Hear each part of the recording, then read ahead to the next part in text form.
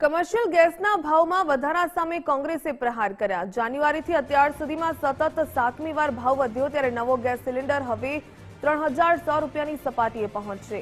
છેલ્લા 5 મહિનામાં સિલિન્ડરે 1500 જેટલો ભાવ વધારો થયો ત્યારે મોંઘવારીના મારથી ગરીબ અને મધ્યમ વર્ગની હાલત કફોડી બની।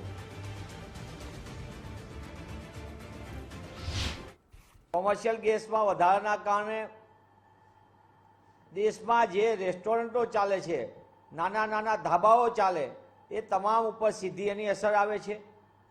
આ કોમર્શિયલ ગેસનો ભાવ વધારો ઝીકવાના કારણે અનેક એની મોંઘવારી ઉપર અસર સીધી આવે છે અને સરકાર દ્વારા 2026ની શરૂઆત થઈ 1 જાન્યુઆરીથી સતત 7મી વખત આ વધારો ઝીકી દેવામાં આવ્યો છે અને આજનો આ 1 મેથી લાગુ કરવામાં આવેલો ભાવ વધારો કોમર્શિયલ ગેસમાં એ 900 રૂપિયાથી પણ વધુ છે। એટલે કે આ વધારાના કારણે કોમર્શિયલ ગેસનો 19 કિલોનો જે સિલિન્ડર છે એ 3100 રૂપિયા આસપાસનો થઈ જશે।